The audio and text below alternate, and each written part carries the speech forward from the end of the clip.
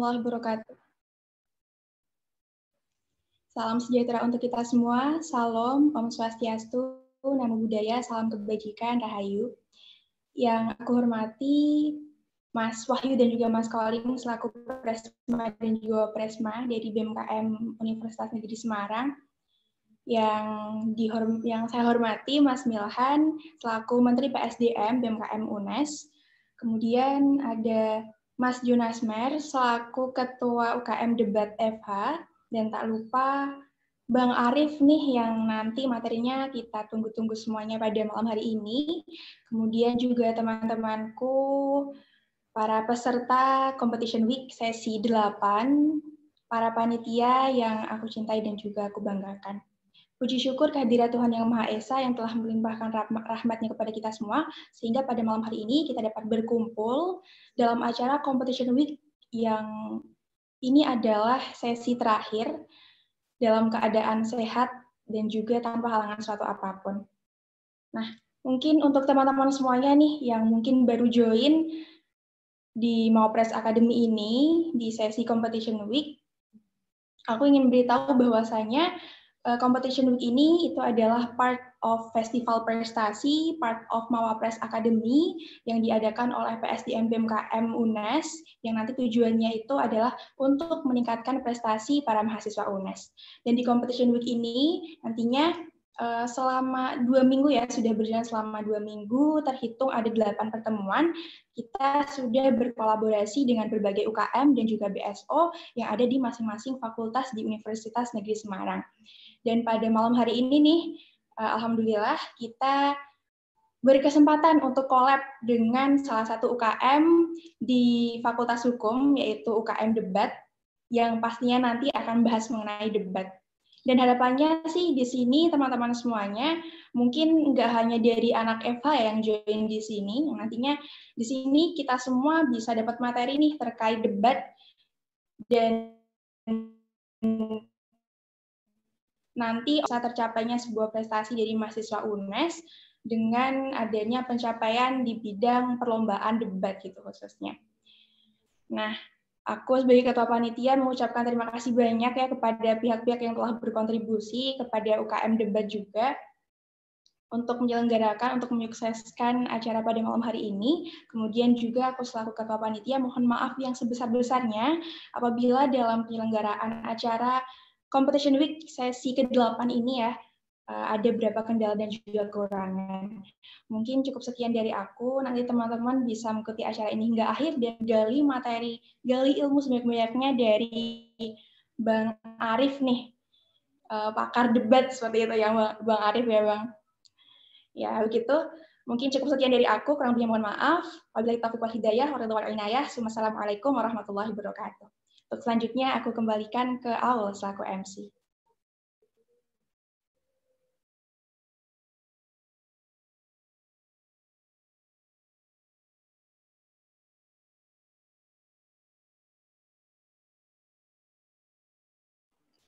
Baik, terima kasih Mbak Rahma atas sambutannya.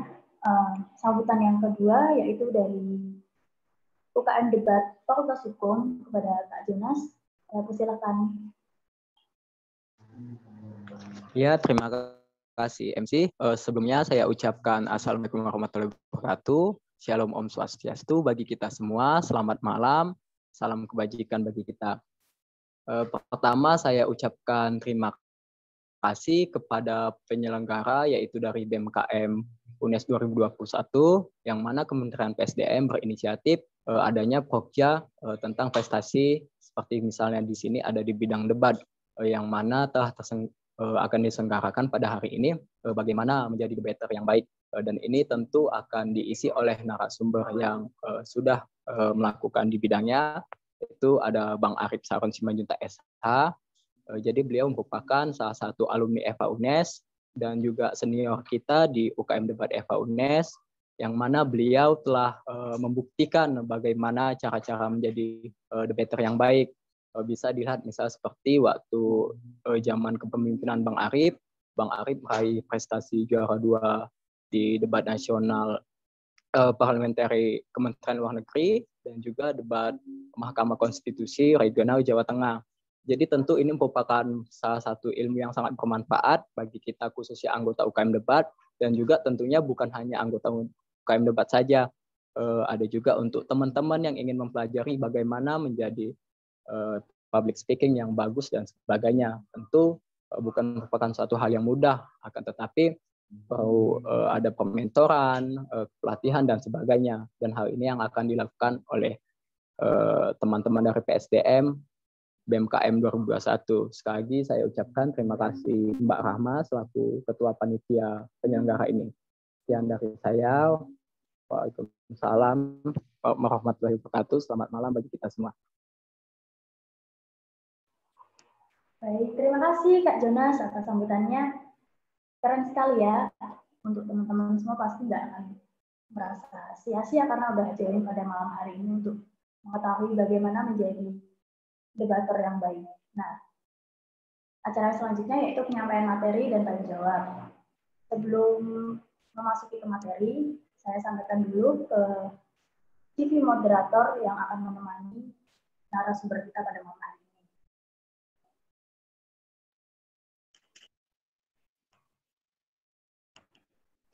Ya, biasanya kita ditemani dengan perempuan cantik, sekarang kita ditemani dengan Mama ganteng nih. Beliau lahir di Semarang tanggal 3 Maret tahun 2002, mahasiswa ilmu hukum yang sekarang sedang berorganisasi menjadi Kepala Divisi Humas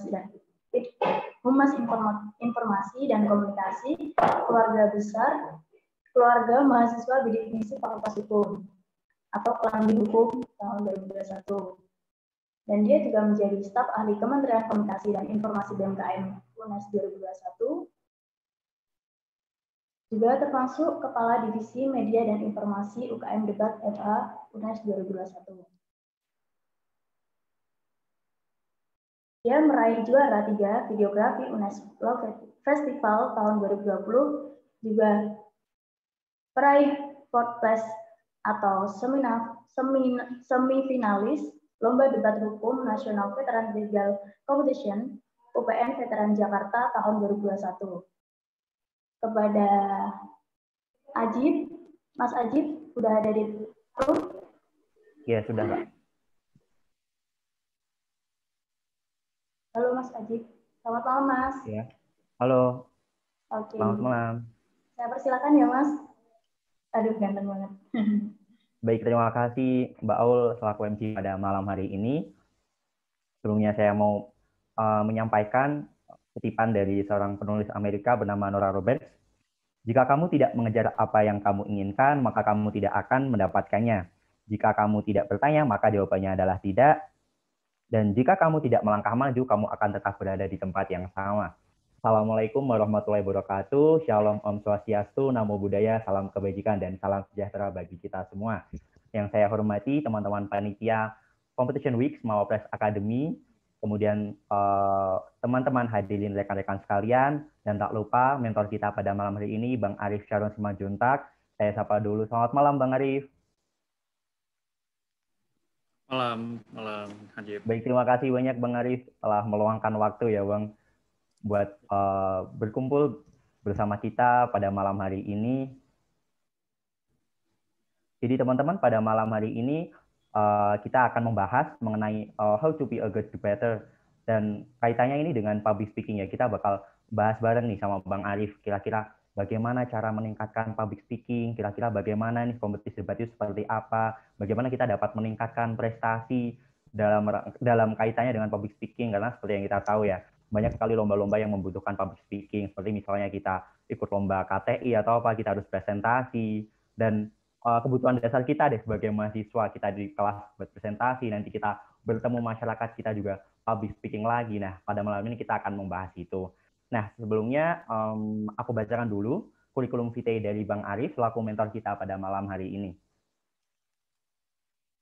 Nama lengkap Arif Sharon Simanjuntak, Sarjana Hukum, Associate at Harvard di Marietta and Maureen, Attorneys at Law, merupakan seorang pengacara berlisensi dan receiver serta administrator kepelitan yang berkedudukan di Jakarta, di mana menjadi seorang lawyer dalam bidang litigasi, sengketa umum, sengketa kerjaan, kepailitan, asuransi, dan kejahatan digital. Kemudian Bang Arif merupakan termasuk keanggotaan dalam yang pertama Indonesia Advocates Association atau PERADI, kemudian Indonesia Receivers and Administrators Association (AKPI), kemudian International Bar Association (IBI), kemudian yang terakhir Indonesia Competition Lawyers Association (ICLA). Kemudian untuk pendidikan Bang Arif, beliau menempuh pendidikan sarjana Strata 1 Ilmu Hukum di Semarang State University, Universitas Negeri Semarang, tahun 2011 hingga 2015, dan mengambil jurusan Hukum Tata Negara dan lulus sebagai Brace Graduate. Kemudian penghargaan yang pernah diraih oleh Bang Arif, yang pertama yaitu First Team Regional Winner in National Constitutional Court Debate Competition tahun 2014, kemudian partisipan at the National Debate Competition Pajajaran Law Fair tahun 2014, kemudian First Winners in Foreign Ministry National Debate Competition tahun 2013, kemudian Second Winner in UKSW National Debate Competition tahun 2012, dan kemudian partisipan at National Constitutional Court Debate Competition tahun 2012.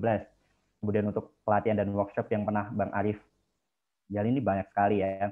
Yang pertama itu sebagai speakers at webinars Decoding Comparison of Law Concerning Employment Relations Between Employment Law and Omnibus Law, presented by JLTI tahun 2021.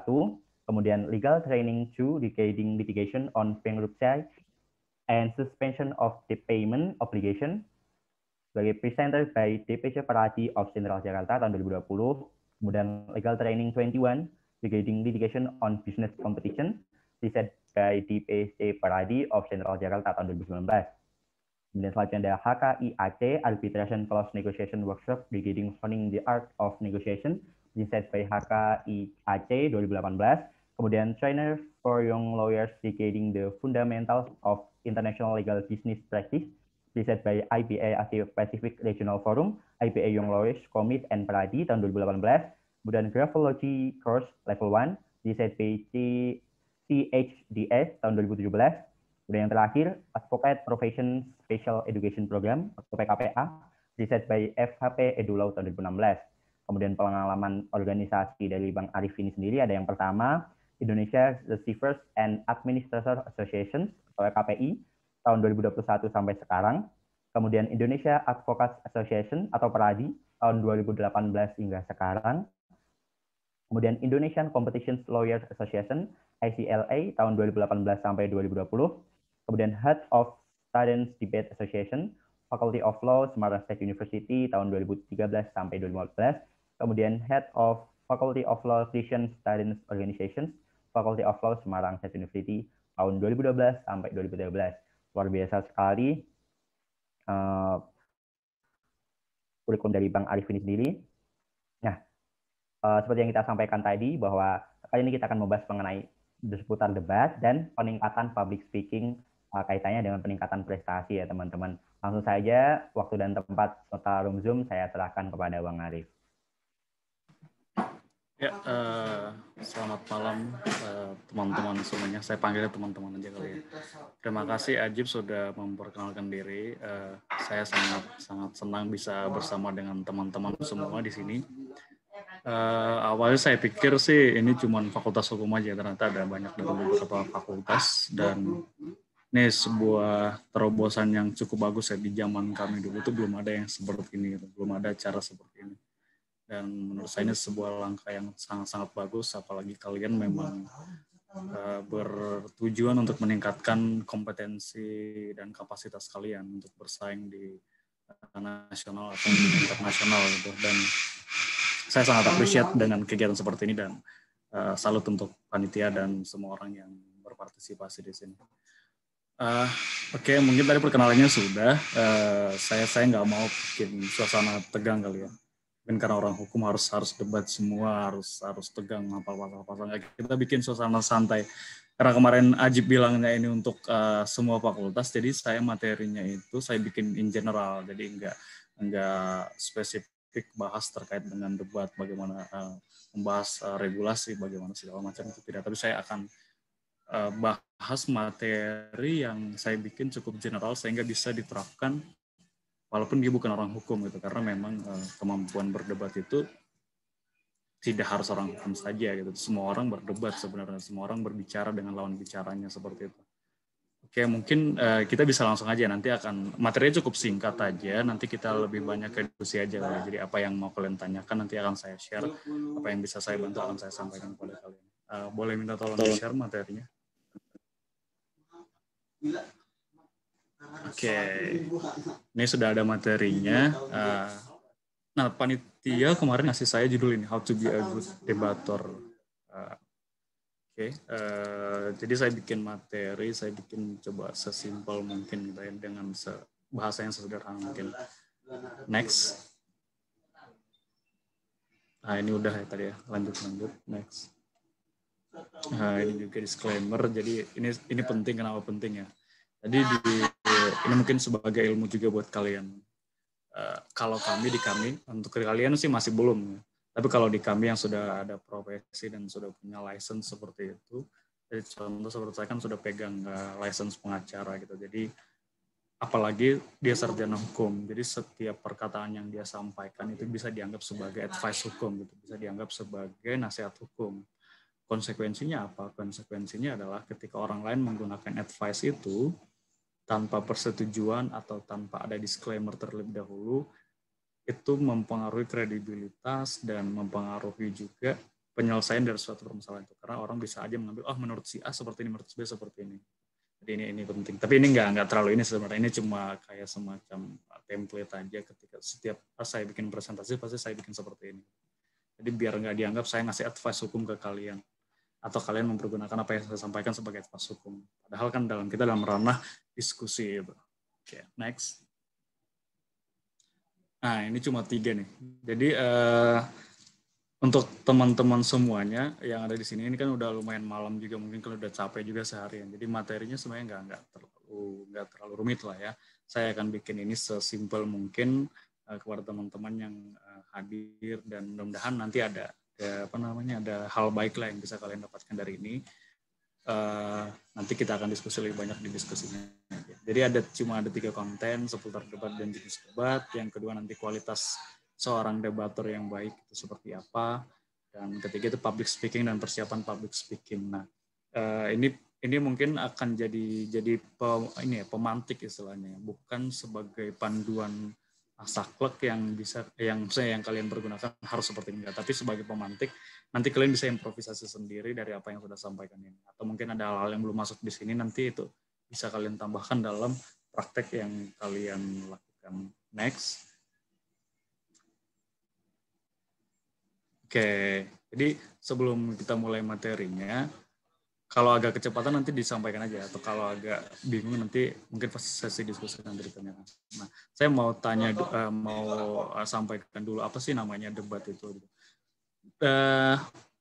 Orang-orang biasanya ketika bilang debat gitu kan pasti mengarahnya kepada hukum gitu, orang hukum, atau orang akan menyampaikan berdebat itu ya saling adu suara kadang-kadang, atau saling teriak sana sini, yang penting salah satu harus menang gitu. Nah, tapi debat itu menurut pengertian di kamus Kemdikbud itu adalah pembahasan dan pertukaran pendapat mengenai suatu hal dengan saling memberi alasan untuk mempertahankan pendapat masing-masing. Benar memang kita berbicara satu sama lain gitu kan. Tapi saya menggarisbawahi di sini seperti yang kita di sebelah kanan materi yang bisa kalian lihat teman-teman. Perdebatan itu berbeda dengan bertengkar mulut seperti yang mungkin sering kita alami. Nah, ketika kita masuk dalam dalam sebutan berdebat, sebenarnya apa sih sebenarnya yang dinamakan berdebat itu? Yaitu adalah memberikan argumen secara terstruktur atau pertukaran pendapat, tapi dilakukan dengan terstruktur gitu kan. Nah, dan juga tidak asal-asalan, artinya tidak asalan ketika saya ngomong seperti ini kan nanti orang langsung nyamber, tidak. Tapi dia bergantian, dia berbicara bergantian. Jadi dia punya waktu punya waktu dulu menyampaikan sesuatu, argumennya dia, terus nanti dia akan dibalas dengan si B gitu. Nah, perdebatan pasti didasarkan pada satu topik atau masalah. Jadi kita berdebat pada masalah itu. Jadi masalah disampaikan, kita akan berdebat. Ini yang saya katakan. Hal ini berbeda dengan pertengkaran yang mungkin kita alami dalam keluarga atau teman, atau kita dengan teman kita lah gitu kan. Jadi kalau kita berbicara atau kadang kan di warung kopi nih atau di burjo lah ya, kalau kita kan sering di burjo. Atau kalau kalian masih sekarang masih sering main ke burjo. Kalau kami dulu sering banget tuh zaman kami di burjo atau di angkringan gitu. Dan kita sering ngebahas sesuatu topik gitu. Kayak saking asiknya itu kita sampai suara keras segala macam, jadi ngomong ke sana sini gitu. Nah, berdebat itu nggak seperti itu sebenarnya. Itu bisa orang-orang selalu oh itu balik lagi debat.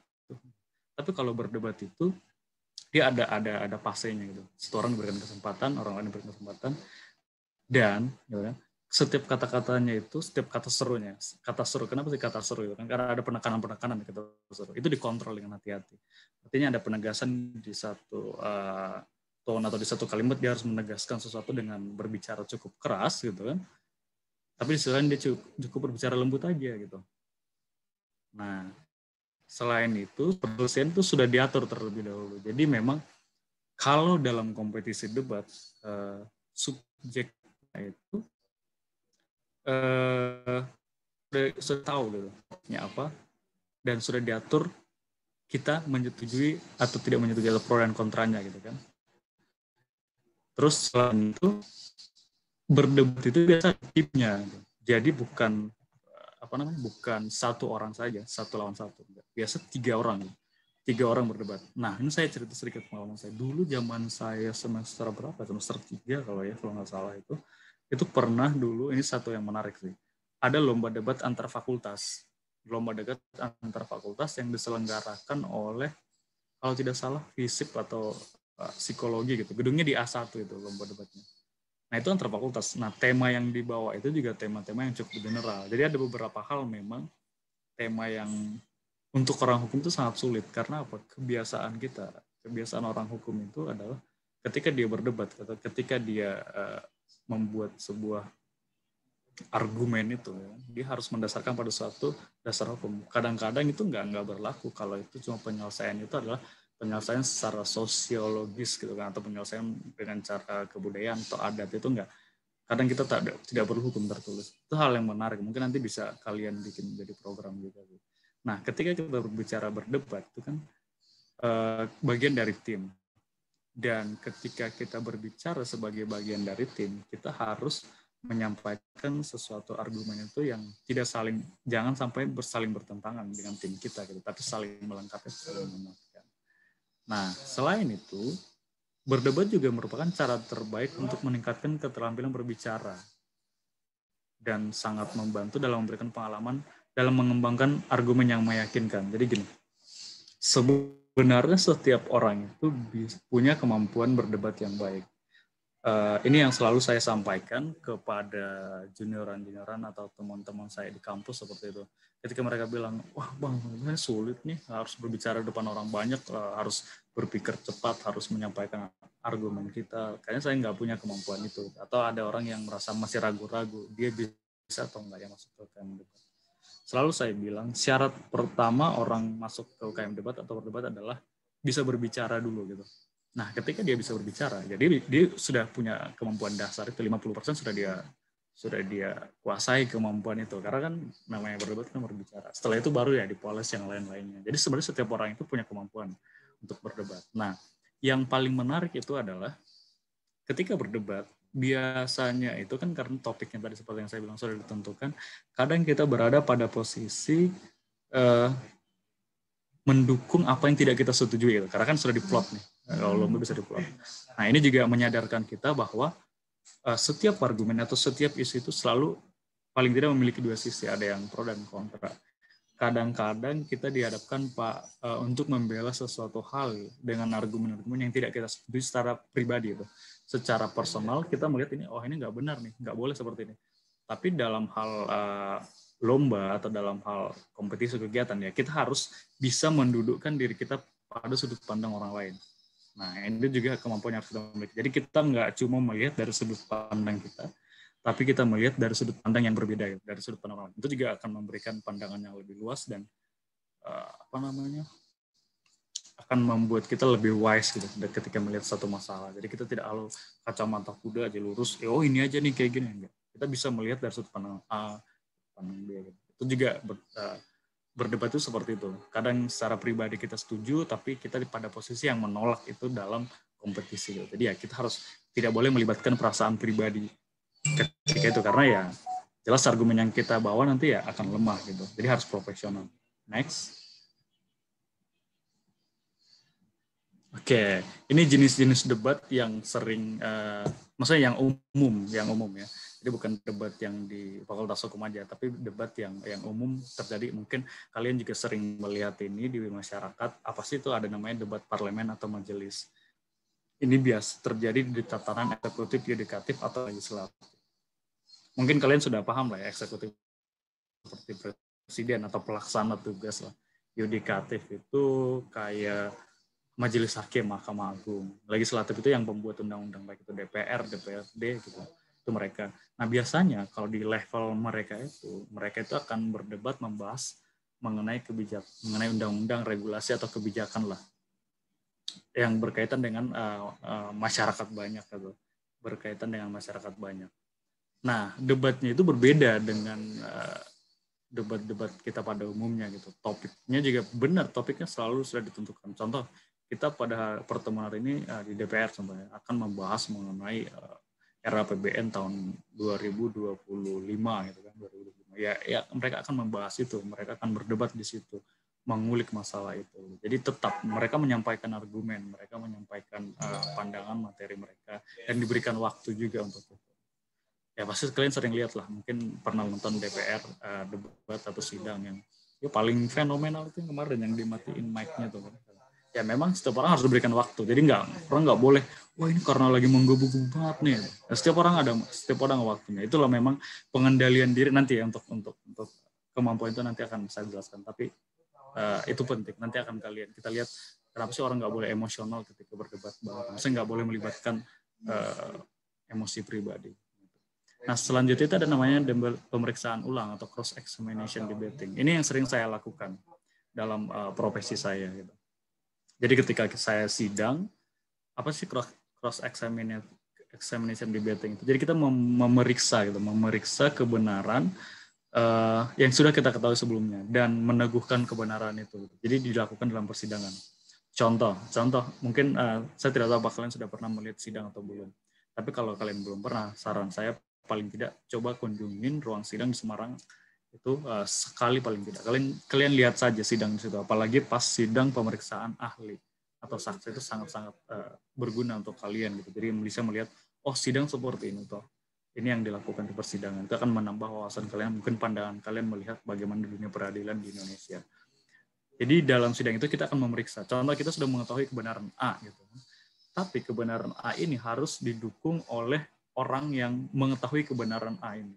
Nah, kita akan melakukan pemeriksaan itu di persidangan. Kita menghadirkan ahli yang mengetahui kebenaran A dan kita mengkonfirmasi benar atau tidak dia mengetahui kebenaran A tersebut gitu kan. Nah, ketika dia sudah mengakui, oh ya dia mengakui bahwa dia mengetahui kebenaran itu gitu.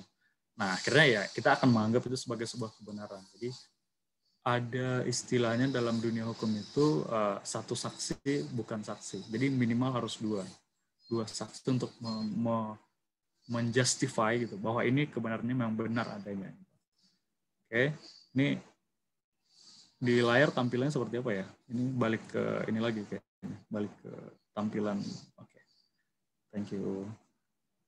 Nah, selanjutnya itu ada namanya debat formal konvensional atau debat pendidikan. Ini di kalangan pelajar atau mahasiswa lah. Jadi ini yang saya bilang tadi, ada dibentuk timnya, tim 1 dengan tim 2, 3 orang biasanya mereka akan diberikan kesempatan untuk berargumen gitu dengan materi atau tema-tema yang sudah disampaikan sebelumnya.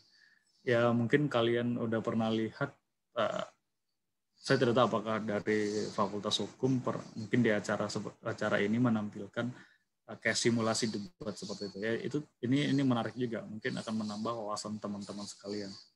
Jadi ya misalnya ada tambah wawasan dari seperti ini loh konsep berdebat di Fakultas Hukum seperti itu. Atau kalian sudah pernah mungkin waktu SMA ikut lomba debat ya kurang lebih seperti itulah yang namanya ada tiga secara umum jenis-jenis debat. Nah saya juga tidak tahu nih, ini mungkin agak sedikit keluar dari dari topik kita, tapi kemarin itu kan Pak Nadiem itu mencanangkan satu orang bisa mengambil satu semester atau tidak gitu ya di fakultas yang berbeda gitu. Itu mungkin hal yang menarik juga itu. Mungkin nanti kalian bisa share ya pas sesi diskusi. Saya penasaran sih terkait itu. Next ya. Oke, next. Oke, nah ini. Mungkin ini inti dari pembicaraan kita mungkin ada di sini. Jadi apa sih yang dibutuhkan untuk menjadi seorang debater yang baik gitu kan? Apa yang kita butuhkan menjadi kualitas apa yang harus kita miliki gitu kan? Itu saya bikin saya rangkum ada 6 gitu. Ada 6 kemampuan 6 kualitas yang harus dimiliki ketika kita menjadi seorang debater yang baik gitu.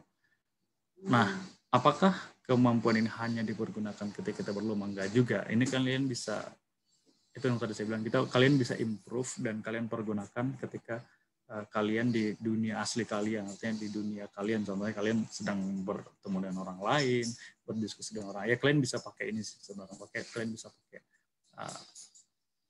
hal-hal ini gitu. Tinggal kalian improvisasi aja dengan bagaimana kalian berinteraksi gitu.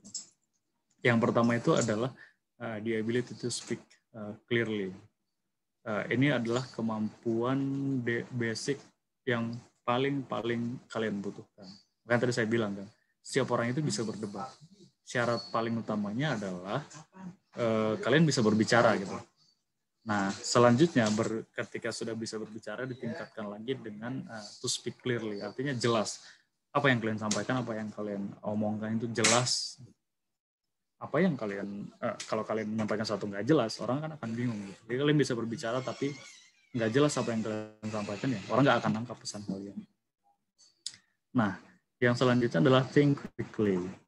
Think quickly ini paling sering saya ingatkan gitu kan ketika mau lomba, karena kadang apa yang sudah kita siapkan materinya, nanti akan ada juga pembahasan tentang itu tidak seperti itu kadang-kadang faktanya di lapangan gitu. Jadi ketika kita berdebat, orang bawa isu baru gitu, atau ketika kita berdebat orang menyampaikan sesuatu yang menurut kita itu salah gitu. Jadi kita harus bisa berpikir cepat. Ini harus seperti ini nih alurnya nih, biar dia bisa argumennya dia bisa patah atau argumen kita bisa kuat, harus seperti ini nih bahasanya nih. Jadi harus bisa berpikir cepat. Berpikir cepat dalam artian bukan untuk menjatuhkan, tapi berpikir cepat untuk mengakomodir apa yang disampaikan dan menyampaikan apa yang seharusnya kita sampaikan walaupun kita belum mencatat itu atau belum mempersiapkan itu sebelumnya gitu. Jadi hal itu gunanya berpikir cepat seperti itu. Kita bisa tahu harus melakukan apa dalam waktu sepersekian detik gitu. Nah, itu yang harus kalian kuasai juga gitu. Jadi ketika kalian berdebat juga kadang-kadang seperti itu, harus berpikir cepat. Nah, yang ketiga itu ada namanya clarify arguments. Nah, sering kita dalam berdebat itu, kita harus punya kemampuan untuk mengklarifikasi argumen-argumen yang disampaikan oleh lawan kita gitu. Mengklarifikasi artinya memperjelas, benar tidak. Kita harus bisa menggali gitu. Kita harus bisa menggali. Sebenarnya berdebat itu kan sebenarnya saling berbicara aja gitu. Kita harus bisa menggali kebenaran. Biasanya debat itu saya tidak tahu kalau sekarang, tapi pada zaman kami dulu berdebat itu tidak biasanya dia akan mengambil satu topik yang imbang, artinya topik yang memang muncul ada yang pro sama yang kontra. Jadi tidak mencari topik yang sudah jelas si A ini sangat salah gitu kan. Enggak, tapi dia akan mencari topik yang masih banyak diperdebatkan. Jadi yang dimunculkan itu adalah argumen-argumen yang memberikan ide pada akhirnya. Jadi goals akhir dari perdebatan itu adalah ada muncul ide, ada muncul solusi-solusi. Itu yang goals akhirnya. Nah, yang keempat itu, nah itulah gunanya tadi yang saya bilang clarify argumen. Jadi ketika orang lain menyampaikan argumennya, ya kita harus mengklarifikasi kebenaran argumen itu. Jadi untuk mencapai satu solusi kan harus dengan kebenaran-kebenaran yang terstruktur dan saling berkaitan, saling menguatkan. Nah, yang keempat itu namanya provide examples. Nah, ini sering gitu.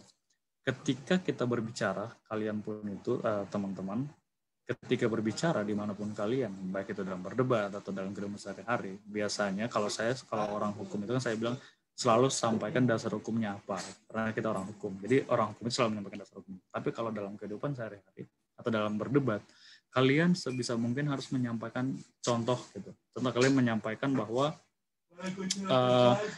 tingkat kebakaran hutan mempengaruhi peningkatan, mempengaruhi pemanasan global gitu. Contohnya di daerah A dulunya pada tahun sekian sebelum hutannya terbakar dia masih sumber air segala macam masih lancar, sekarang sudah. Jadi ada examples, ada contoh yang kalian paparkan, ada data yang kalian sampaikan, ada sesuatu yang kalian bawa. Jadi kalian berbicara tidak cuma sekedar menyampaikan argumen kalian, tapi kalian juga membawa ada namanya data gitu. Ada sesuatu yang faktual, ada realita yang kalian bisa sampaikan.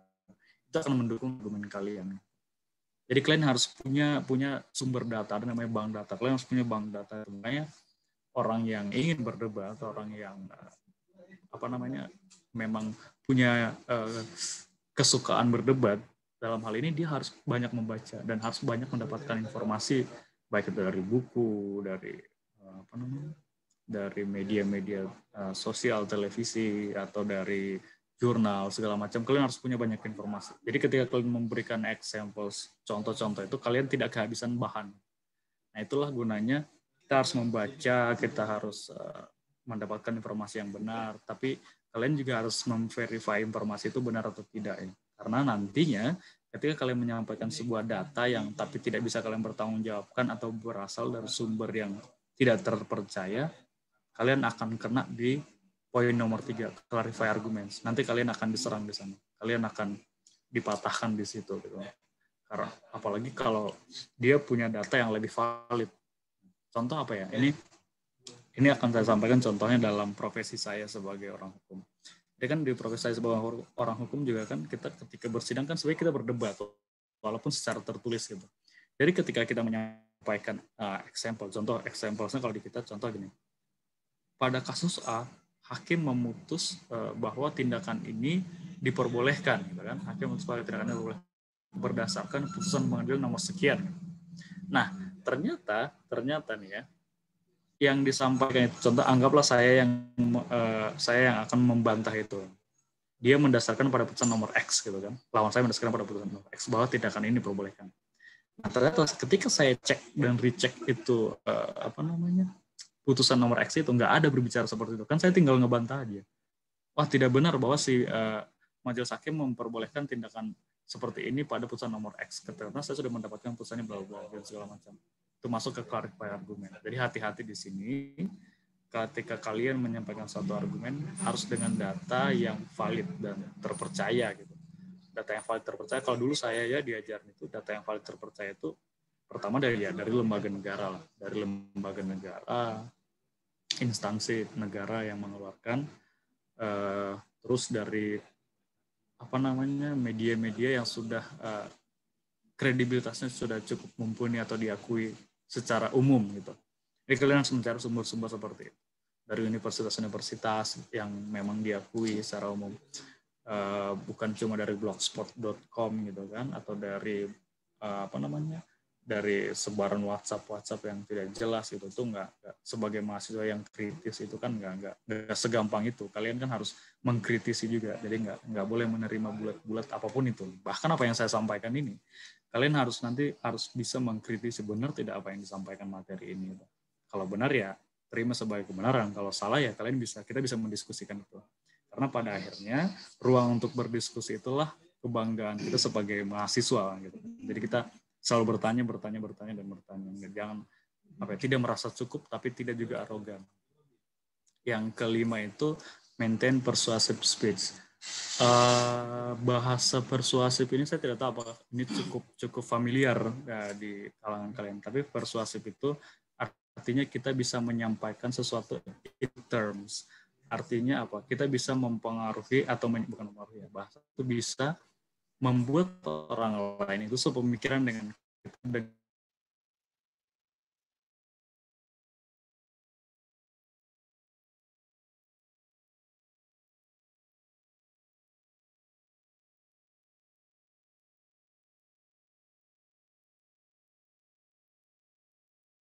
Jadi ada teknik tersendiri untuk menyampaikan itu. Apa yang in good terms lah. Artinya memang dengan kebenaran atau kebaikan yang orang bisa mengakui, wah ini benar nih, seperti ini nih. Dengan cara yang persuasif. Dia tidak pemaksaan gitu, tapi dengan cara yang persuasif. Dia tidak dilakukan tekanan juga enggak gitu. Tapi orang merasa nyaman ketika mendengarkan apa yang kita sampaikan.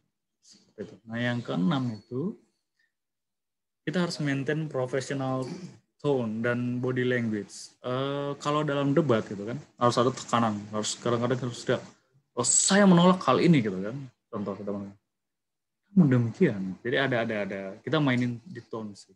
Kita mainin saya agak apa ya namanya? Kalau dalam situasi seperti ini agak sulit. Tapi biasanya ketika kalian di lapangan itu kalau kalian sudah terbiasa berlatih, dia itu otomatis akan keluar gitu. Jadi kalian tahu tinggi rendahnya tone suara kalian, kapan harus keras, kapan harus lembut gitu kan. Nah, makanya tadi saya bilang di atas tadi kalau kalian ingat di yang slide 1, tanda serunya itu diperhatikan. Kapan tanda seru, kapan koma, kapan titik. Itu sangat-sangat diperhatikan. Karena itu akan mempengaruhi bagaimana penyampaian kalian gitu. Jadi nggak asal-asal cuman suaranya tonnya rendah aja gitu. Jadi menurut saya sih ini seperti itulah, awalnya cuma coba-coba. Ya orang nggak akan merasa apa sih penyampaiannya seperti itu gitu. Nah, tapi kalian harus kapan harus menegaskan ya. Ketika menegaskan ya kalian bisa mengeraskan suara kalian. Tapi ketika kalian mencoba yang tadi saya bilang persuasif ya, kalian coba dengan suara yang nyaman didengar, suara yang nyaman atau lembut didengar gitu. Ya orang kan nggak mungkin kalau dimarahin kan dia akan apa ya? Akan defensif gitu. Tapi ketika dia dilembutin gitu kan. Seperti kalian lah kalau ngomong, gimana sih caranya yang lembut itu Bang ya? Bagaimana kalian ketika berbicara sama pacar kalian atau sama teman dekat kalian ya? Pasti akan berbeda tone-nya dengan kalian berbicara dengan orang tua, berbeda tone-nya dengan kalian berbicara dengan satpam mungkin atau dosen, itu akan sangat berbeda. Nah, itu ya, misalnya itu ada di sekitar kita sehari-hari. Kalian bisa belajar dari situ. Jadi saya juga seringnya belajar dari kehidupan saya juga. Saya melihat, oh pada saat seperti ini, oh iya seperti ini atonnya. Pada saat seperti ini atonnya. Yang selanjutnya itu namanya body language. Kalian harus memperhatikan body language kalian. Artinya itu kan akan cukup mempengaruhi ketika kalian berbicara dengan orang lain. Kalau kalian cuma diam aja gitu, dan nunduk, kepalanya nunduk kayak gitu kan, ya itu akan melihat orang nggak yakin apa yang kalian sampaikan. Tapi ketika kalian dengan senyum gitu kan, terus kalian merasa dengan yakin ketika berbicara gitu kan, walaupun yang kalian sampaikan itu salah, ini trik yang saya sampaikan, walaupun kadang yang kalian sampaikan salah atau yang kalian sampaikan nggak benar, tapi ketika kalian menyampaikan dengan yakin, orang itu 80% percaya aja gitu. Itu triknya sih kadang-kadang seperti itu. Jadi kalian harus yakin dengan apa yang saya sampaikan, dan body language kalian menunjukkan bahwa kalian yakin gitu. Jadi nggak ragu-ragu.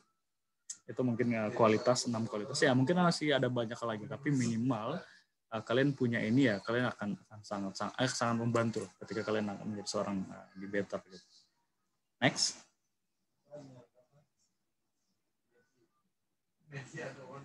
Ini slide selanjutnya. Oke. Basic skill-nya. Basic skill ketika kita ingin menjadi seorang debater. Yang pertama pasti style. Setiap orang punya style-nya. Style untuk menyampaikan pendapat. Orang Batak berbicara dengan orang Jawa berbicara, dengan orang Padang berbicara, itu style-nya pasti beda-beda gitu. Mungkin kalau orang Batak keras-keras mulu suaranya. Nggak ada tanda nggak ada koma, nggak ada titik, tanda seru semua gitu. Huruf besar caps lock semua gitu. Tapi ada mungkin orang Jawa dia lembut segala macam. Ya, setiap orang punya style. Jadi kalian harus bikin style kalian yang unik lah. Jadi orang bisa ngingat style kalian seperti apa ketika berbicara. Nah, yang kedua itu speed. Speed ini kecepatan berbicara. Jadi berbicara dengan tempo yang cukup cepat terdengar gitu kan. Jadi nggak harus lambat kayak orang lagi ngejam, nggak seperti itu. Tapi ya dengan walaupun cepat dia nggak belebetan gitu. Tapi terdengar cukup berbobot.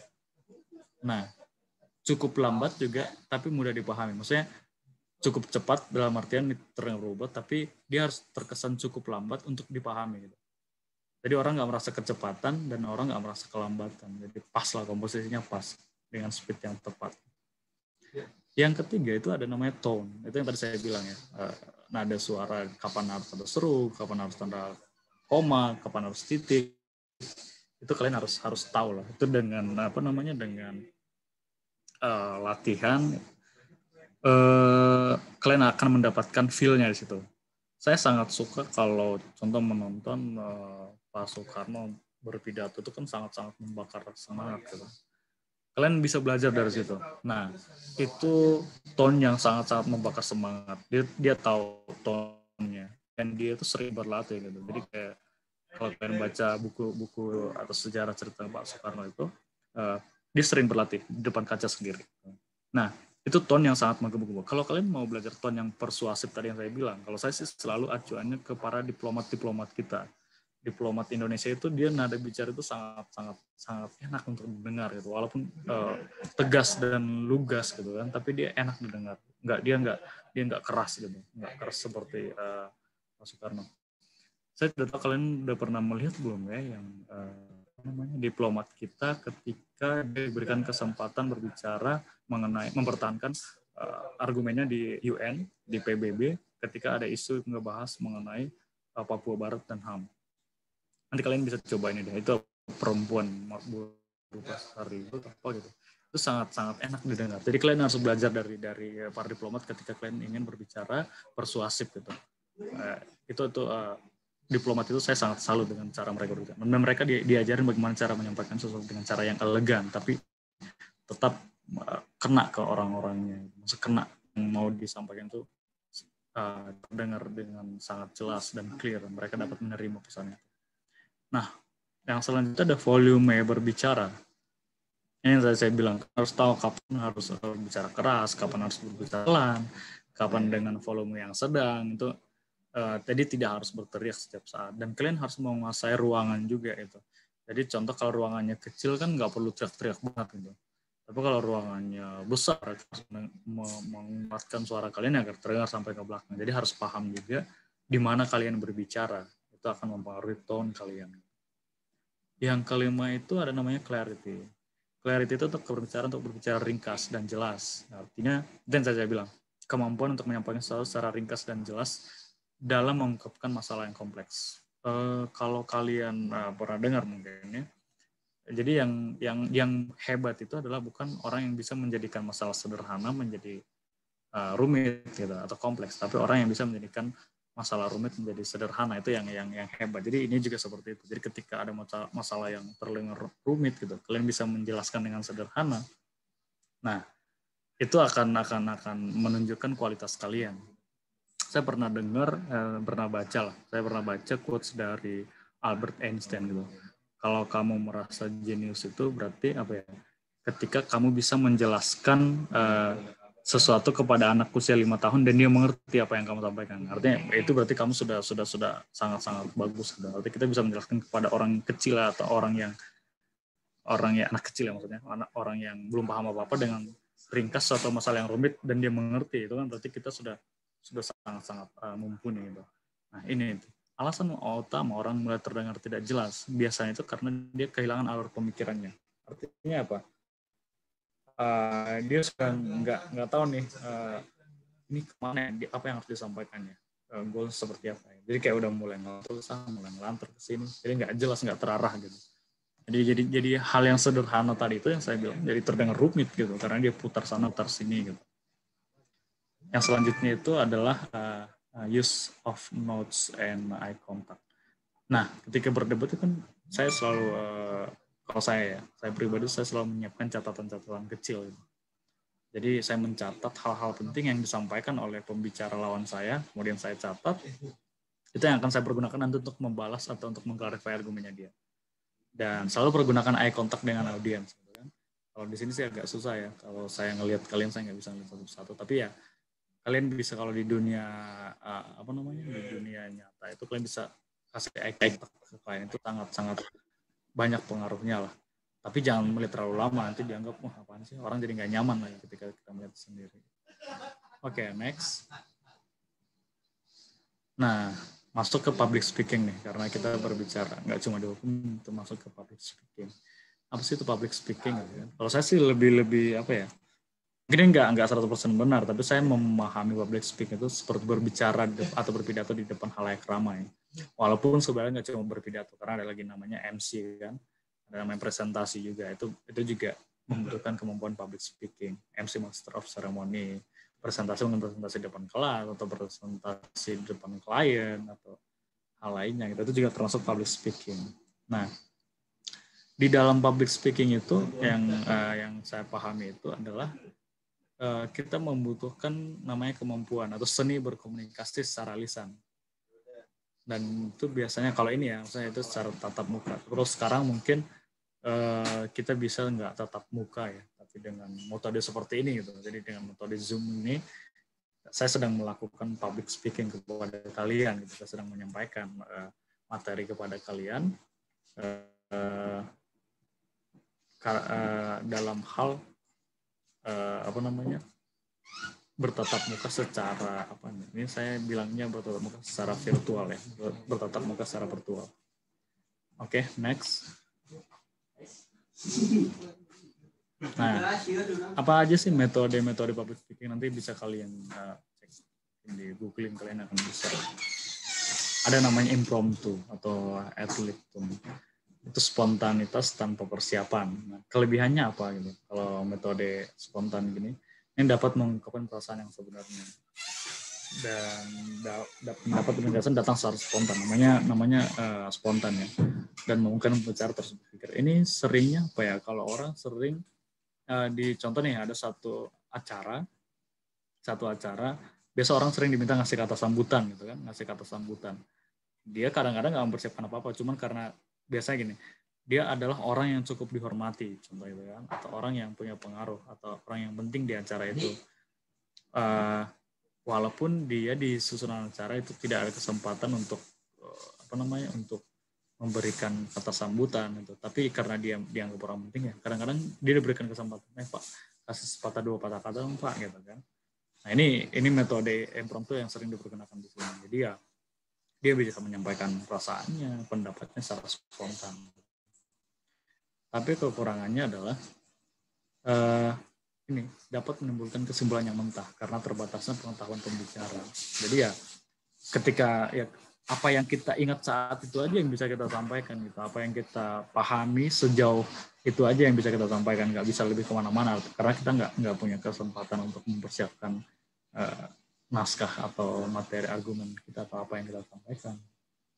Nah kalau dia nggak berpengalaman ya konsekuensinya dia akan tergagap-gagap gitu, nggak lancar gitu. Nah dan kadang nggak sistematis juga, jadi kita menyampaikan A ke C baru ke B baru ke E gitu. Jadi ya kadang nggak sistematis karena kita nggak bikin panduannya gitu. Jadi ya dan yang lain itu ketika sudah seperti itu udah nggak sistematis ya, orang kalau dia nggak terbiasa ya mudah terkena demam panggung juga gitu. Jadi orang akan demam panggung, dia akan gugup. Next. Nah, mungkin bisa next.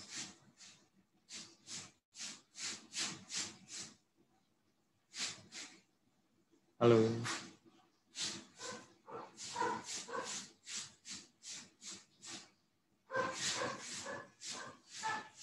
Oke, yang kedua itu dengan extempore atau menggunakan catatan. Nah, biasa orang menggunakan catatan, ini akan lebih lebih mumpuni lah, atau persiapannya well prepare lah, kita bilang well prepare, karena dia sudah mempersiapkan terlebih dahulu. Kelebihannya ini adalah komunikasi dengan pendengar akan lebih baik. Artinya dia sudah mempersiapkan, dia tahu apa yang dia sampaikan, dia tahu ya apa yang pendengar yang ingin dengarkan, jadi ya komunikasinya lebih baik.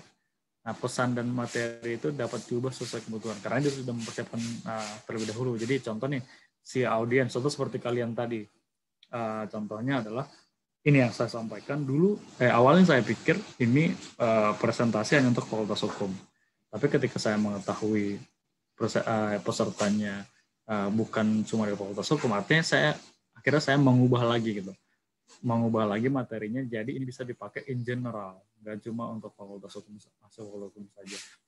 Artinya karena saya sudah menyiapkan terlebih dahulu dan saya sudah mengetahui apa yang dibutuhkan sama siapa pesertanya, apa yang dibutuhkan gitu. Dan ya mungkin penyajian lebih spontan lah, karena kita sudah menyiapkan, ya saya bisa menyampaikan walaupun dia semua tertulis, artinya saya tinggal mengembangkan apa yang sudah saya tulis gitu. Kelemahannya kalau dia persiapannya kurang atau terburu-buru, ya akan berdampak materinya kurang matang jadinya gitu. Jadi materinya kurang matang ya, itu akan membuat materinya tidak jelas ya, apa sih yang sebenarnya disampaikan gitu kan. Nah, selanjutnya itu yang lain itu adalah kalau pemilihan bahasanya jelek ya, akan kurang mendukung juga gitu. Dan ada kemungkinan kalau kita lupa ya akan menyimpang dari outline juga. Oke. Ini kayaknya masih ada ya sebelum ini ya. Kalau saya ada 4 kayaknya metodenya tuh sebelum extempore using. Sebelum ini. Sebelumnya. Nah, ini. Tadi yang memorizing itu. Nah, ini. Oke.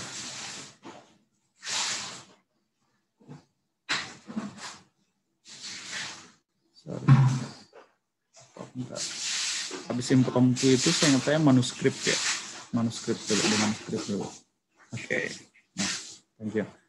Nah, kalau manuskrip ini ya sama sih. Kita buat kayak teks naskah gitu. Jadi kita udah ketik semua. All in. Apa yang mau kita sampaikan kata per kata sudah diketik semua. Biasanya ini dipergunakan ketika berbicara formal. Contoh nih, pidato presiden, pidato menteri gitu kan, pidato ya orang-orang penting itu biasanya itu dibuat secara formal dan pernyataannya kata-kata dipilih sebaik-baiknya kan? Jadi karena untuk kegiatan formal nantinya gitu kan, nantinya ini bisa diterbitkan. Artinya contoh nih, kalau kalian pidato presiden tanggal 18 Agustus gitu kan, biasa ada laporan 16 atau 18 ya, ada laporan dari presiden dulu gitu. Laporan dari presiden itu namanya konferensi ketatanegaraan, kebiasaan ketatanegaraan. Presiden itu seolah-olah melaporkan kepada DPR atau dia bikin pidato laporan. Itu sebenarnya nggak wajib itu, tapi itu kebiasaan.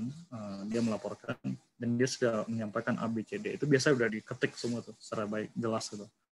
Dan itu bisa kita dapatkan, itu bisa dicetak, diperbanyak gitu, karena dibuat secara jelas. Udah dari awal A sampai Z sampai penutupan itu sudah diketik dengan baik.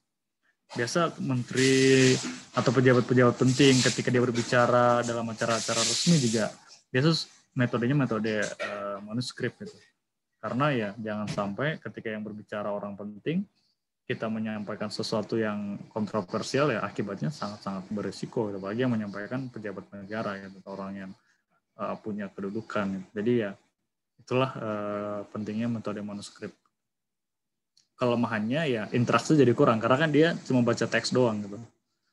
Dan ya, kita tidak peduli tanggapan pendengar gitu. Jadi kayak ya udah baca aja selesai. Kalian setuju atau tidak setuju, senang atau tidak senang, puas atau tidak puas, itu untuk pendengarnya tidak peduli. Gitu. Dan itu membutuhkan persiapan yang lebih lama. Karena ya harus mempersiapkan dengan baik, harus kata-katanya dipilih dengan baik, dengan tepat, gitu. Jangan sampai ada hal-hal yang kontroversial misalnya. Oke, next.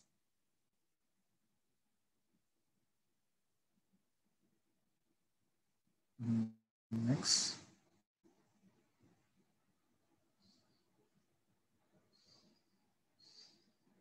Yang tadi yang apa? Memorizing, satu lagi. Atau hafalan.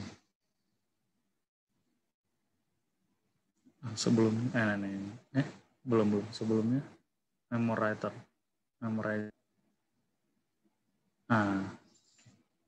Nah ini ada lagi namanya metode hafalan. Nah ini dia sudah bikin skripnya, dia sudah bikin skripnya, tapi dia hafalin skripnya. Jadi dia nggak bawa kertas ke panggung. Gitu. Atau dia nggak bawa kertas ketika dia berbicara, dia cuma hafalin aja. Kelebihannya sama kayak metode manuskrip, karena dia sudah punya kertasnya sebenarnya. Dia sudah bikin dari A sampai Z. Tapi ketika dia maju ke panggung, dia tidak bawa kertas itu, dia kayak berdasarkan hafalannya aja gitu. Kelemahannya ya sama, interaksinya menjadi kurang. Terus kita juga tidak peduli apa respon dari pendengar gitu kan. Nah, yang sering manusiawi banget itu adalah kalau daya ingat kita rendah ya kita lupa naskah. Jadi penyampaiannya udah nggak menarik lagi ya. Kita nggak tahu kalau namanya lupa ya, yang harusnya A ke B kita bilangnya A ke C gitu kan. Jadi kayak kok beda sih? Apa sih ini segala macam gitu. Karena kadang-kadang naskah kita itu, naskah pidato atau naskah yang mau sampaikan itu disebar ke semua orang. Jadi orang kadang tinggal membaca aja gitu. Jadi si pembicara kadang cuma mengulang apa yang dia tulis aja. Kadang kalau dia salah kan kita mau tahu kesalahannya, udah nggak menarik lagi pidatonya itu. Oke, next. Itu metodenya tadi ada 4. Nanti mungkin kalau teman-teman mau ini bisa di-share materinya. Next. Kita masuk ke persiapan public speaking. Ini udah masuk.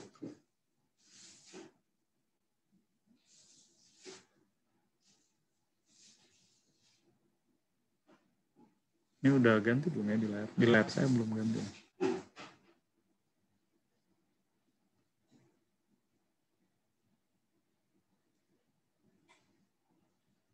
Bisa di next ke persiapan public speaking nggak ya?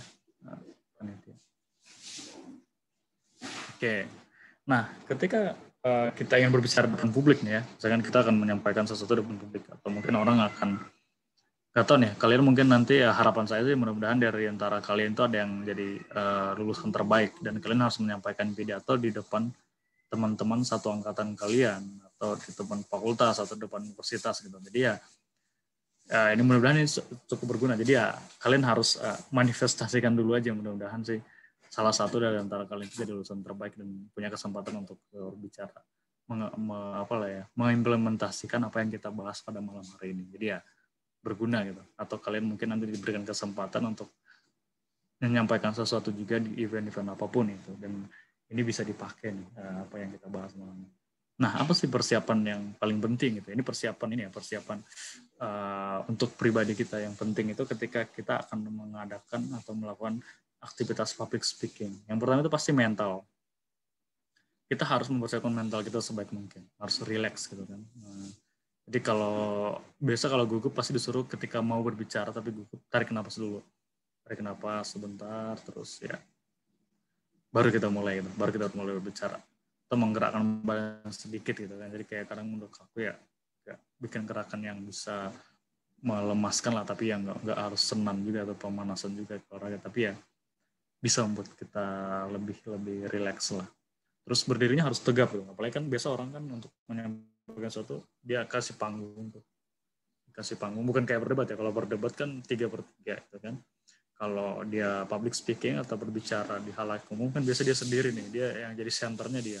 Kadang kan ada podium khusus untuk dia. Jadi kalian harus berdiri tegap. Jangan bungkuk atau jangan meleng-meleng segala macam. Ya, kalian harus firm gitu. Harus yakin lah, orang juga kalian harus bangga lah, istilahnya harus yakin dengan kalian, dan melihat kalian juga senang gitu dengan kalian berdiri gitu. Terus menggunakan pernapasan perut gitu kan. Jadi ya mungkin orang-orang kalian sudah tahu lah ya pernapasan perut. Apa gunanya? Karena pasokan oksigennya lebih banyak kalau menggunakan pernapasan perut, dan kita bisa berpikir jernih. Hubungannya apa oksigen dengan berpikir jernih? Jadi gini teman-teman, kan semua hal nanti akan kita sampaikan kan diprosesnya di otaknya. Dan otak membutuhkan oksigen untuk melakukan proses itu gitu. Mungkin ada anak MIPA mungkin nanti atau anak kimia atau yang neuroscience mungkin yang bisa menjelaskan. Tapi intinya ketika kita ingin menyampaikan sesuatu kan pasokan oksigen di otak itu mempengaruhi bagaimana kita berpikir dan bagaimana kita bisa menyalurkan pemikiran kita itu melalui suara gitu. Makanya kan kalau oksigen di otak itu habis atau hilang gitu kan ya kita berpikirnya juga agak-agak susah gitu. Makanya kita kadang lemot gitu. Kadang-kadang ya kalau kita lagi berpikirnya lagi lemot ya coba tanya aja oksigen pas atau tidak gitu. Oh iya, udah mau habis ya. Oke, next materinya. Oke, saya akan bikin sesingkat mungkin, ini udah mau habis ya. Ini ada fisik. Nah, ini jaga mulut dan tenggorokan selalu basah dengan cara menyiapkan air minum secukupnya. Nggak apa-apa sih kalian bawa air minum kalian ketika kalian ke podium. Jadi ketika berbicara ya, udah mulai kering, gitu kan? Oh, udah mulai kering nih. Udah, minum. Untuk apa? Untuk sama nada itu tetap jelas. Sudah apa namanya? Sudah kering gitu. Sebelum tampil ini juga nih ya, jangan minum atau makan yang mengganggu organ tubuh. Contoh apa, makan berlemak yang bikin kita mual sebelum naik ke panggung, makan yang sangat pedas jadi kita kayak pengen ke belakang mulu gitu karena mulus sepertinya mulus gitu kan. Dan hal-hal lain lah yang akan mengganggu kita. Oke, next. Nah, materi ini juga penting nih. Baca literatur yang beragam dan luas. Jadi ketika kita menemukan sesuatu itu ya kita harus baca banyak materi lah. Saya contohnya ketika saya juga bikin materi ini, saya nanti di referensinya itu ya saya tidak cuma baca satu materi aja, saya juga baca materi-materi yang lain gitu. Saya baca, saya research juga, saya cari juga materi yang lainnya. Biar paling tidak beragam isinya gitu. Jadi nggak cuma satu aja yang kita masukin. Jadi ada materi dari sana yang bagus ya, compile, di merge jadi disampaikan. Dan susun kerangka materi dengan ringkas, jadi nggak perlu panjang-panjang. Contohnya, kalian bikin namanya kerangka kan harus ringkas yang jelas. Dan yang paling penting ya menguasai materi dengan baik. Kalau kalian nggak menguasai materi dengan baik ya itu tadi penyampaiannya jadi berbelit-belit, kalian akan jadi demam panggung, itu akan merugikan kalian ketika tampil. Next.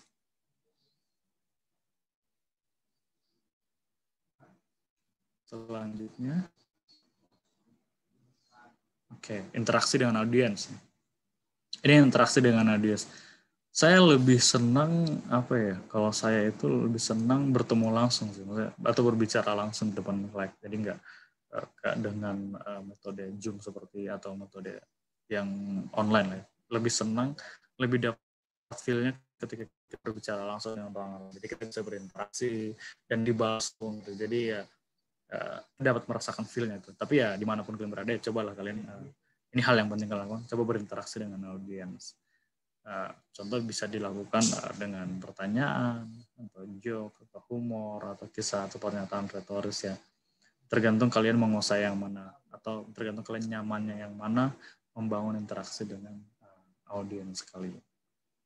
Seperti itu. Next. Ini penutupan. Nah, untuk penutupan di kesimpulan ya, maksudnya di kesimpulan kalian harus bikin kesimpulan yang inti dari pembicaraan atau dari hasil kegiatan. Jadi ya nggak perlu punya simple aja gitu, simple aja. Yang penting itu bisa diingat oleh audiens kalian. Jadi biasa orang nunggu. Jadi kayak kesimpulan ya, namanya kesimpulan kan nggak perlu panjang-panjang, tapi rangkuman dari semua apa yang sudah disampaikan.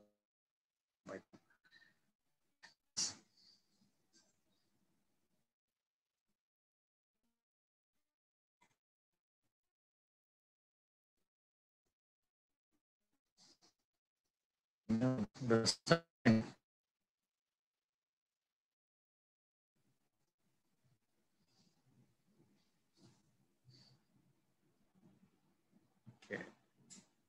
Udah cukup, udah selesai.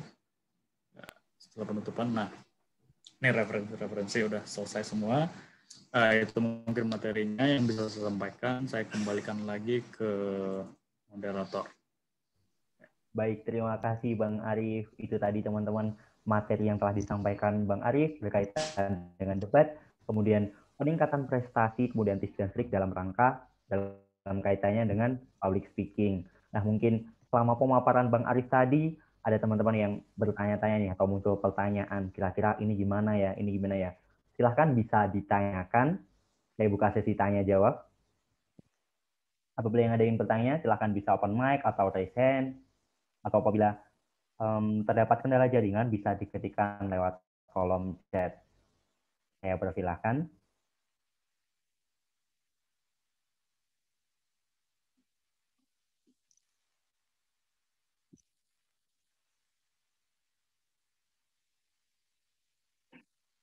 Baik, udah muncul satu nih, yuk teman-teman yang lain. Silahkan, mumpung kita masih bersama dengan Bang Arif nih.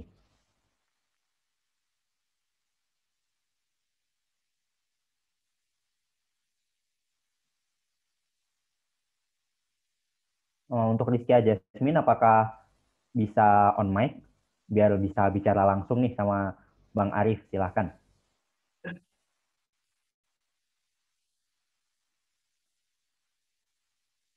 Halo Rizky ya.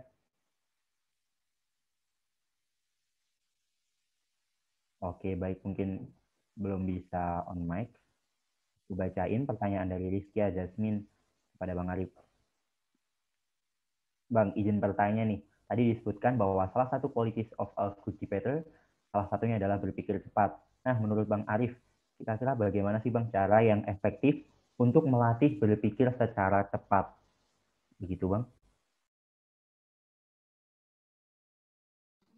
Oke, tadi yang nanya Rizkia ya. Oke, makasih Rizkia pertanyaannya. Ini pertanyaan yang sangat bagus dan menarik gitu kan. Bagaimana cara melatih berpikir cepat gitu? Kalau saya dulu gini, dan mungkin ini bisa ini ya, saya bisa kalian pakai juga. Kalau saya cara melatihnya adalah saya harus banyak baca buku dulu. Artinya atau saya harus punya banyak bahan gitu. Nah, ketika kita punya banyak bahan, artinya udah ada bank data lah di otak kita. Ketika ada satu masalah, kita bisa memikirkan, oh iya, dulu di sini ya, dulu ke sana ya. Jadi metodenya itu, kalau contoh gini, di Fakultas Hukum itu kita nggak menghafal semua undang-undang, karena akan sangat-sangat sulit kalau kita menghafal semua undang-undang itu. Tapi ketika kita sudah pernah membaca dan mendapatkan informasi itu, kita tahu mencari kemana gitu. Nah, sama seperti itu. Contoh ketika berbicara mengenai isu, contohnya berbicara mengenai isu sekarang yang lagi yang lagi panas nih, yang lagi panas berbicara mengenai isu TWK, TIUP, segala macam itu. Ada nggak sih regulasi yang mengatur itu? Kan pasti berbicara seperti itu. Atau apakah dalam rekrutmen PNS memang ada pertanyaan-pertanyaan seperti itu? Jadi kayak kita harus terlebih dahulu hal-hal yang berkaitan dengan itu. Jadi ketika kita membaca hal yang berkaitan dengan itu, kita bisa mendapatkan banyak yang sehingga ya berpikir cepatnya itu seperti itu. Kita tahu harus melakukan apa pada saat apa karena kita sudah mendapatkan informasi. Nah, saran saya mungkin kepada Rizky nanti cara melatihnya itu adalah kamu memperbanyak informasi. Jadi ketika kamu mendapatkan sebuah isu gitu kan, kamu tahu harus melakukan apa, walaupun mungkin standing point kamu pada saat itu adalah A, tapi karena kamu sudah, saya mainnya seperti ini deh, dulu seperti ini, di sini dengan data ini seperti ini deh. Jadi kamu cepat untuk berpikir cepat, mengambil keputusan untuk mengelaborasi apa yang sudah kamu dapatkan. Jadi ya, saran saya sih banyakin baca buku dan atau literatur dan perbanyak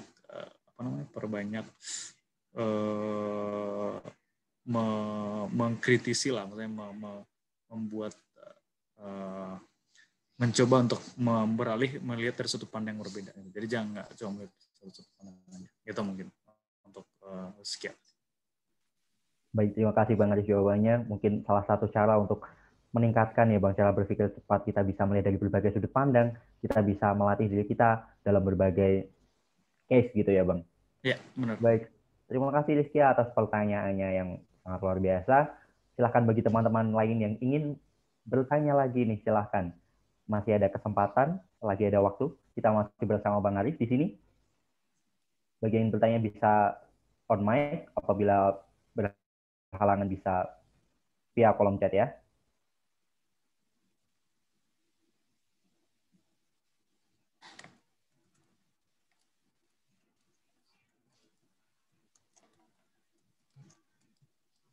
Apakah dari partisipan ada yang ingin bertanya lagi? Saya persilahkan.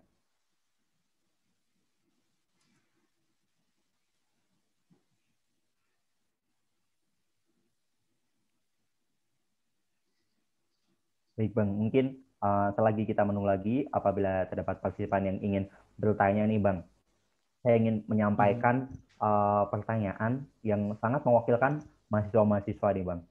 Jadi kita ingin bertanya kepada Bang Arif sebagai mantan mahasiswa, pernah menjadi mahasiswa gitu ya Bang. Sekarang sudah terjun ke dunia kerja, kira-kira gimana sih Bang, seberapa penting kemudian seberapa harusnya public speaking itu seberapa gimana Bang? Seberapa bekerjanya, seberapa dibutuhkannya, seberapa harus kita latih dari sekarang agar di dunia kerja nanti kita bisa lancar gitu Bang. Maksudnya kita bisa dengan baik gitu Bang. Oke. Nah, gini. Tadi apa ya quotes yang kamu sampaikan di awal? Ketika kamu tidak meminta, maka jawabannya, ketika kamu tidak bertanya, jawabannya adalah no gitu ya. Nah itu, jadi gitu. Sederhananya seperti itu. Contoh, nggak usah dulu ke dunia kerja ya. Karena kalau ke dunia kerja jawabannya sangat penting. Di kampus saja, di kampus. Ketika kalian, contoh nih dapat nilai, harusnya kalian dapat nilai A nih, di mata kuliah ini gitu. Tapi kalian dikasihnya nilainya D gitu, atau dikasih nilai C gitu kan. Kalian merasa semua UTS, mungkin komposisinya masih itu kali ya, UTS, UAS, sama tugas. Saya nggak tahu komposisi sekarang. Mungkin yang saya ingat dulu seperti itu. Nah, kalian merasa kok nilai saya dulu waktu UTS A, nilai waktu UAS juga A. Kenapa dapatnya bisa jadi D ya? Gitu kan, di SK, di apa masih namanya KRS ya, nilai itu. Nah, kemampuan kalian untuk berbicara kan dibutuhkan di sini. Ketika kalian ingin mengklarify nilai ini kepada dosen. Salah satu hal kecil seperti itu. Kalian akan bilang, kalau kalian nggak berani ya nilai kalian akan tetap D gitu. Tapi kalau kalian berani kan kalian punya kemampuan. Nah, cara menyampaikan kepada dosen itu kan juga penting gitu. Sama seperti itu. Jadi kalian harus melihat apa yang kalian alami di perkuliahan itu sebenarnya cara untuk mengasah diri kalian, mempersiapkan ketika kalian di dunia kerja. Sama seperti itu. Contoh ketika nilai D ya, bagaimana cara kalian mendekati dosennya, mulai menghubungi dosennya. Ketika dengan dosennya,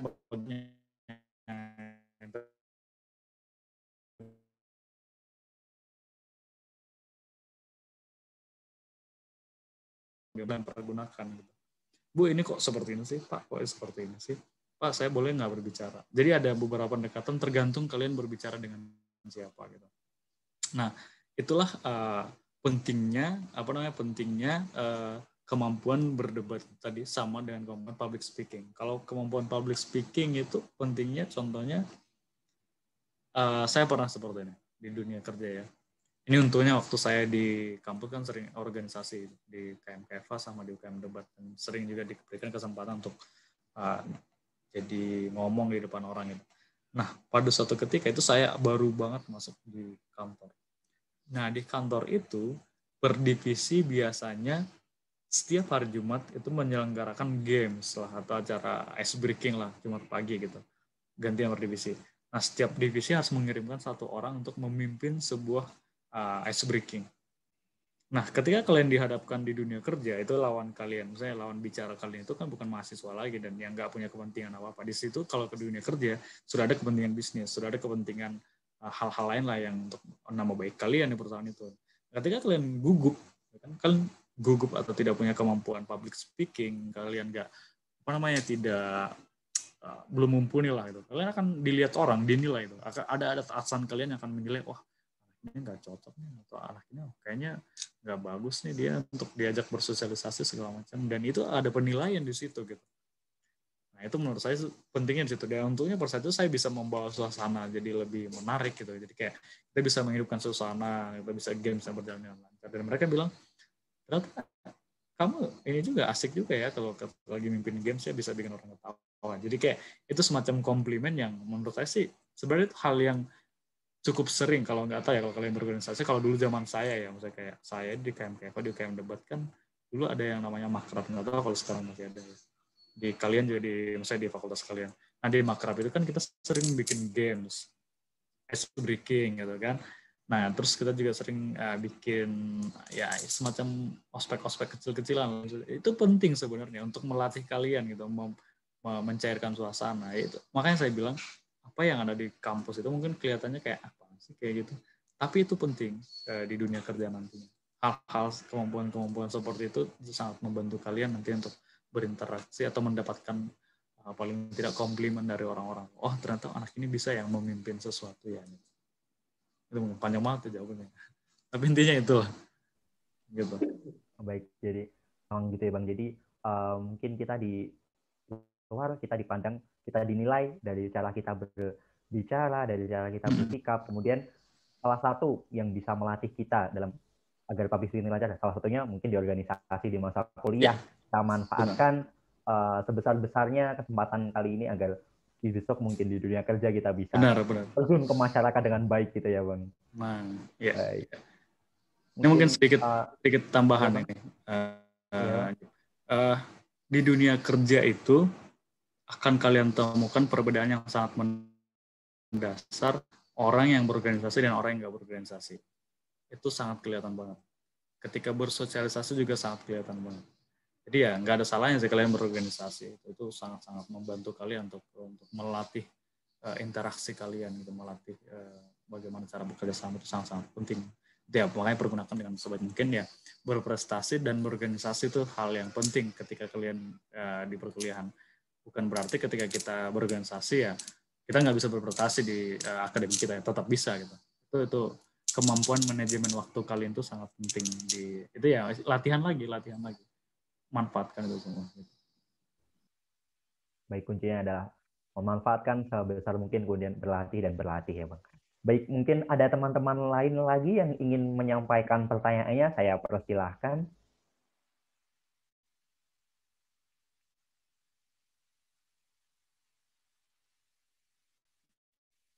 Ada pertanyaan dari Arif Febri.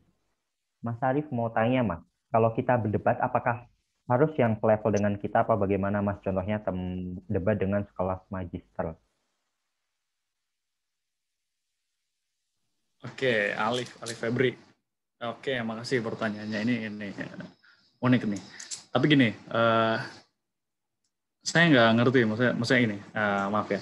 Tapi apa yang dimaksud dengan selevel itu kan saya masih kurang paham. Apakah selevel dalam pendidikan atau selevel dalam apa namanya? Ya biasanya yang bisa disamakan levelingnya itu kan pendidikan. Kalau pengalaman dan segala macam itu orang akan sulit untuk menyamakan. Tapi ya berdebat itu nggak ada yang harus selevel gitu. Apakah dosen dengan mahasiswa bisa berdebat? Bisa. Apakah dosen dengan profesor bisa berdebat? Bisa, ya nggak masalah juga. Apakah saya dengan orang tua saya bisa berdebat? Bisa juga. Karena tadi saya bilang goals dari berdebat itu adalah untuk menciptakan solusi, bukan untuk melihat si ini yang benar, itu yang salah. Enggak, untuk mencari kebenaran bukan di debat gitu. Bukan tempat mencari kebenaran, debat bukan tempat untuk mencari kebenaran atau pembenaran sebenarnya. Tapi goals akhirnya adalah solusi yang paling mumpuni yang bisa dipergunakan dengan ya argumen-argumen gitu. Kalau kamu mencari ruang pembenaran bukan di debat, tapi ya pergi ke pengadilan. Biasa kita selalu bilang seperti itu, cari ke pengadilan untuk kebenaran itu gitu. Karena ya ketika kamu berdebat hanya dengan orang yang selevel dengan kamu, kalau saya sih melihatnya itu kamu terlalu membatasi diri dan kamu terlalu merasa arogan. Tadi saya bilang kan kita nggak boleh arogan. Tapi gini juga ya. Dengan catatan yang gak usah berdebat sama orang yang maksudnya adalah dia tidak membawa ke arah solusi tapi mengarahkan kepada pertengkaran. Gak usah berdebat sama orang itu juga. Mungkin level kita nggak bisa menjudge levelnya dia ya, tapi karakteristik orang itu kita bisa melihat apakah ini orang berdebat untuk mencari solusi dan dia tetap menghargai kita walaupun berbeda pandangan, atau ya berdebat hanya untuk mencari untuk berantem aja untuk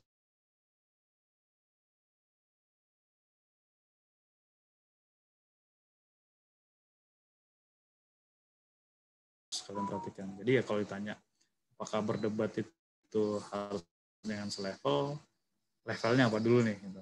Kalau saya sih bilang enggak harus. Mahasiswa dengan dosen bisa.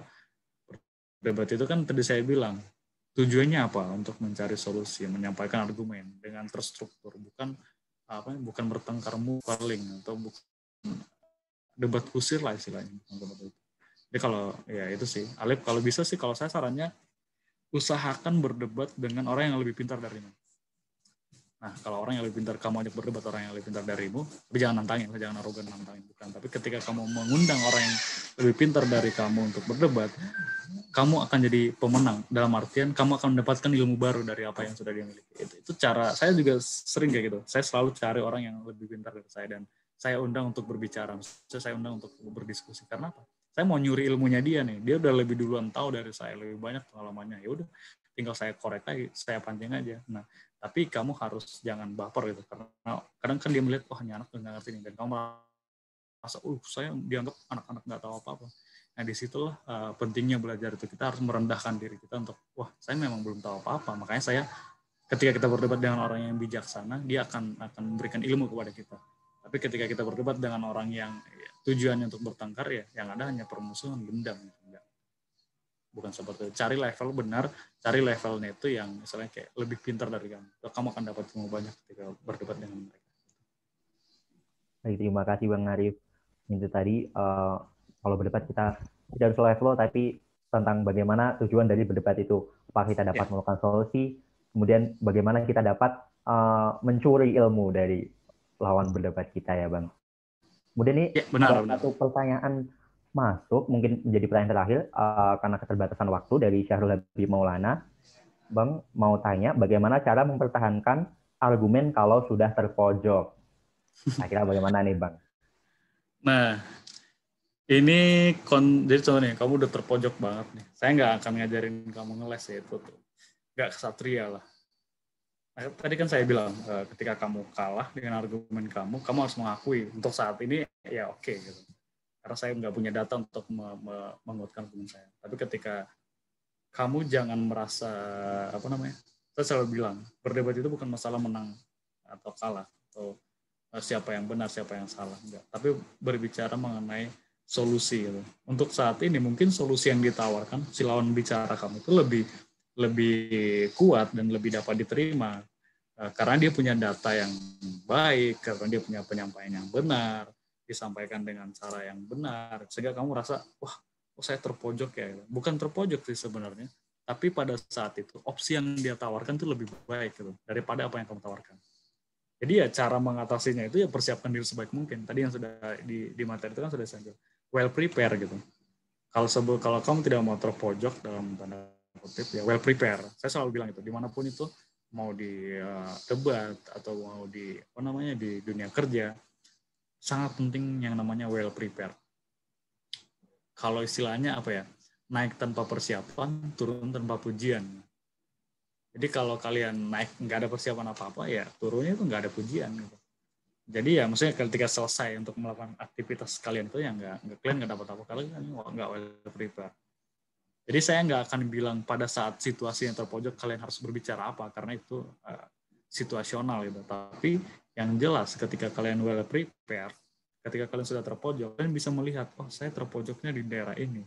Nah ketika itulah berpikir cepat tadi tuh ya, ini connect berpikir cepat. Oh iya, kan saya pernah ini ya dapat data ini segala macam ya. Bisa kalian tarik itu untuk membangun argumen kalian yang baru gitu. Jadi bukan ngeles atau berpindah ke topik yang lain karena sudah nggak bisa bertahan di sini. Tapi ya itu ketika kalian merasa argumennya sudah tidak benar, misalnya argumen kalian sudah lemah, tapi pada saat itu kalau memang kalian nggak punya lagi bahan lagi gitu, kalian harus admit itu dan bilang oke, saya mengakui. Artinya itulah indahnya demokrasi itu kan seperti itu. Siapa yang bilangnya? Saya akan saya akan menjaga kamu itu walaupun kita berbeda. Artinya dia menghormati pendapatnya itu dan dia akan menjaga kebebasannya dia untuk berbicara walaupun yang dia sampaikan itu tidak sepaham, tidak sepandangan. Jadi ya di situ admitting-nya itu. Jadi kalian harus berani mengakui sebagai sikap kesatria itu ya berani mengakui gitu. Kalau pada saat ini data atau argumen yang kalian bangun itu masih lebih lemah dibandingkan teman kalian, berarti opsi yang terbaik yang harus kita terima saat ini ya dia gitu. Kalau kalian masih bisa membantah lagi ya itulah, kan itu saling mempertahankan argumen dengan data, bukan dengan pokoknya. Nggak seperti itu. Kualitas kalian atau orang-orang yang ikut webinar hari ini harus lebih dari itu gitu. Jadi nggak berbicara pokoknya, tapi ya kalian harus menyampaikan sesuatu dengan elegan gitu, dengan cara yang berkualitas ya. Jadi orang bisa melihat, oh iya berbeda ya dia ya, walaupun dia argumennya kalah, orang respect sama kalian. Apa yang namanya sih? Kalah terhormat kali. Menang tidak arogan tapi kalah dengan terhormat. Kalau orang tetap respect dengan kalian. Gitu.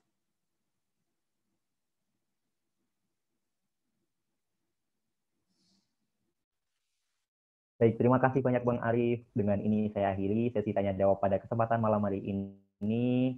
Kemudian dapat ditarik kesimpulan bahwa berdebat bukan hanya saling adu suara ataupun bertengkar, namun beradu argumen untuk dapat mencapai solusi yang kredibel dan relevan, di mana kita dapat mengambil pembelajaran, kita dapat mengambil ilmu dari perdebatan yang dilakukan. Kemudian kita sebagai mahasiswa, kita dapat kritis, kita dapat banyak bertanya, namun tetap tidak arogan. Kita dapat memanfaatkan kesempatan sebesar-besarnya, kita dapat mengembangkan diri, kita dapat belajar lebih dan lebih, agar kita memiliki bekal yang cukup, bekal yang banyak untuk dapat terjun di dunia kerja nanti selanjutnya. Kemudian kita bisa belajar dari siapa saja, kapan saja, di mana saja, bahkan dari lawan kita sekalipun.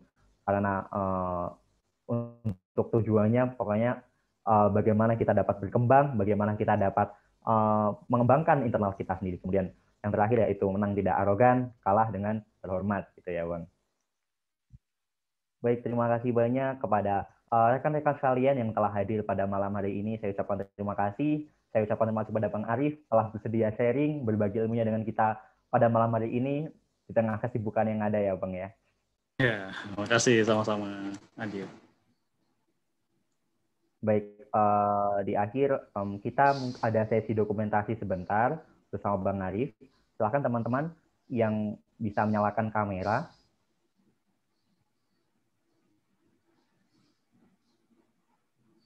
Baik. Sekarang melakukan sesi dokumentasi, silakan bisa menyalakan kameranya. Saya tunggu. Ini sudah mulai. Banyak yang menyalakan kamera. Baik, bisa dibantu operator. Oke, masuk. Dan saya bantu aba-aba. 3. Sekali lagi, 1, 2, 3. Terakhir 1, 2, 3. Baik, terima kasih banyak atas kehadirannya. Materi pada malam ini, sharing pada malam ini saya akhiri dengan kutipan dari Zig Ziglar, seorang motivator dari Amerika Serikat, bahwa kamu tidak perlu menjadi luar biasa untuk memulai, tapi kamu harus memulai untuk menjadi luar biasa. Terima kasih, mohon maaf apabila terdapat kesalahan kata dan kekurangan dalam berjalannya acara. Saya ucapkan terima kasih banyak. Saya pamit undur diri. Wassalamualaikum warahmatullahi wabarakatuh. Om Santi Santi Santi Om Namaste. Saya kembalikan kepada MC.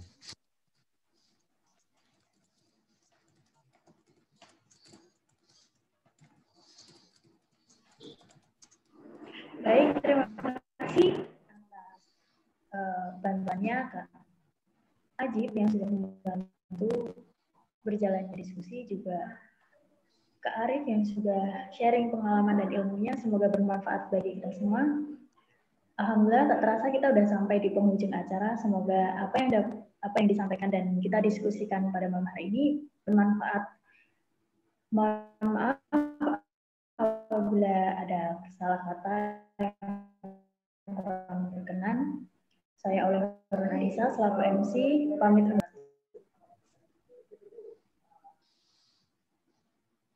Waalaikumsalam warahmatullahi wabarakatuh.